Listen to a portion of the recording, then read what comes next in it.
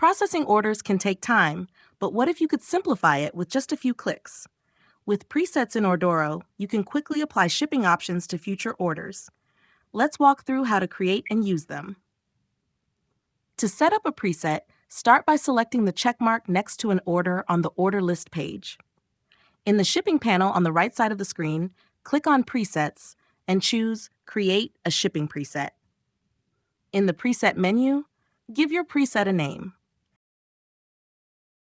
Next, toggle the fields you'd like to include, such as shipping method, weight, package dimensions, or carrier preferences. Update each field with the information you want applied to future orders. Double-check that all the fields you want to automate are correctly filled out so everything runs smoothly. Once you've set your preferences, click Save to create the preset. To apply a preset to an order, select the order from the order list, go to the Presets dropdown in the Shipping panel, and choose the preset name you just created.